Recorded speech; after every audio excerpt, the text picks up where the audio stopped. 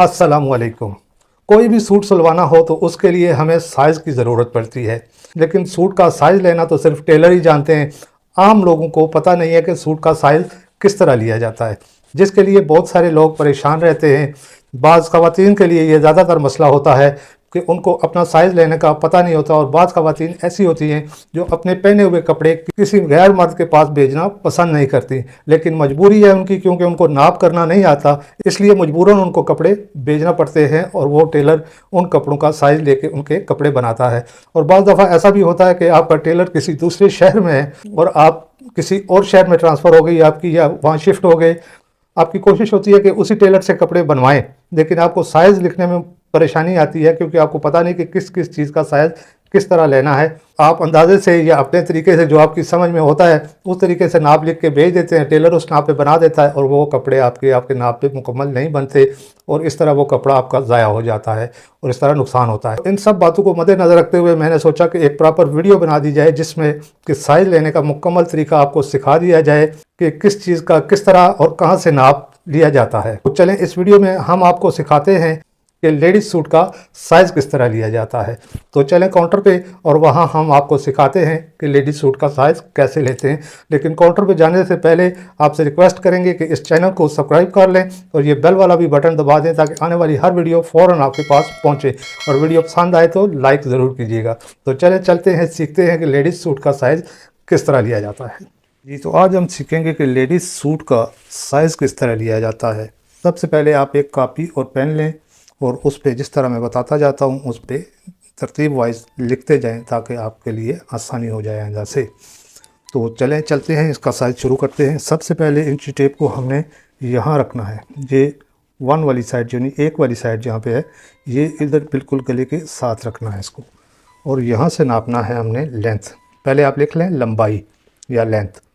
तो ये है जी 38 इंच, तो इसको हम नोट कर लेंगे 38 इंच।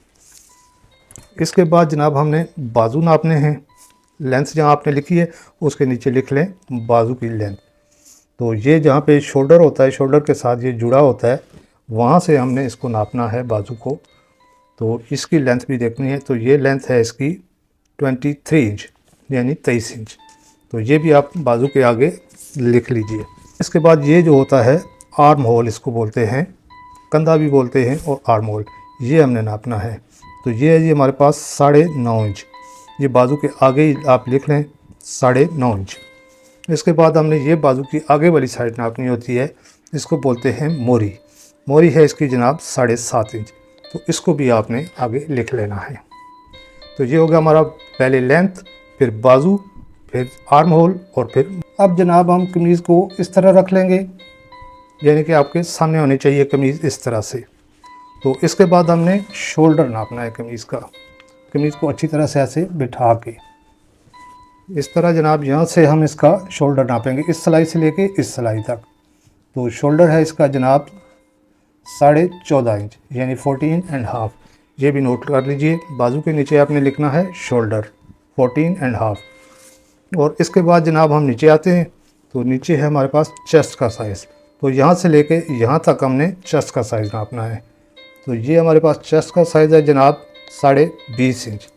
इसके बाद जनाब यहाँ से तकरीबन 7 इंच नीचे कमर होती है। ये तो कमीज़ सीधी है, लेकिन अमूमन लेडीज़ जो है ना, कमीज़ की ये शेप होती है यहाँ से ऐसे। तो फिर यहाँ से हम कमर नापते हैं उसकी। जैसे कि ये कमर हमारी 20.5 आ रही है, तो यानी चेस्ट के नीचे आप कमर लिख लें, वेस्ट जिसको बोलते हैं, और वेस्ट के आगे आप लिख लें 20.5 इंच। तो इसके नीचे जनाब आ जाती है हिप्स। हिप्स वहाँ होती है जहाँ से ये चाक शुरू होते हैं, यानी स्लिट शुरू होती है। तो इस चाक से लेके इस चाक तक हम इसको नापेंगे। तो ये जनाब आ रही है 23 इंच। तो यहाँ पे आप इसको 23 इंच हिप्स लिख लें। हिप्स लिख के उसके आगे 23 यानी 23 इंच लिख लें। अब जनाब यहाँ से लेके यहाँ तक नापना है कि हमने चाक कमीज़ के कितने नीचे रखने हैं।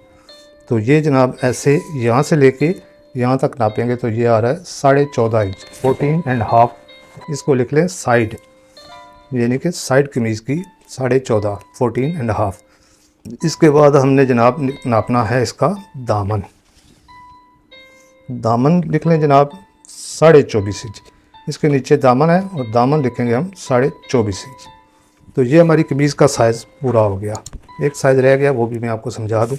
ये तो वैसे इसमें बैन लगा हुआ है, अमूमन लेडीज़ गला तो खुला ही होता है, गोल होता है या वी होता है या चौकोर होता है, वो भी साइज़ हमने नापना होता है। वो इस तरह नापते हैं कि इस गले के इस सिरे से लेके इस गले के सिरे तक, जैसे फ़र्ज़ करें ये गला ही बना हुआ है तो इसको हम यहाँ से यहाँ तक नाप लें तो ये 7 इंच आ रहा है, फिर उसको क्रॉस नापना होता है। 7 इंच ब्रॉड हो गया और डीप हमारा आ रहा है 6.5 इंच। ये भी लिख लें गले के नापने का तरीका। तो ये कमीज़ का साइज़ इस तरह लिया जाता है। और इसके बाद हम देखते हैं कि ट्राउज़र का साइज़ किस तरह लिया जाता है। ये है जी हमारे पास साइज़ वाला ट्राउज़र।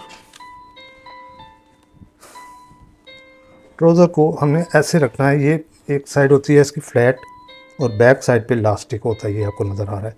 तो ये लास्टिक वाली साइड जो है बैक पे रखनी है और ये फ्लैट साइड फ्रंट होता है इसका। तो फ्रंट वाली साइड से हमने सबसे पहले लेंथ नापनी है। तो इसके नीचे दामन से नीचे आप लिख लें कि ट्राउज़र की लेंथ। तो उसी तरह ये इंची टेप यहाँ रख के हमने इसकी लेंथ देखनी है। तो ये लेंथ है इसकी 36 इंच। 36 लेंथ के बाद हमने इसका नापना है पांचा। तो ये हमारे पास पांचा इसका 10.5 इंच, 10.5 ये हो गया।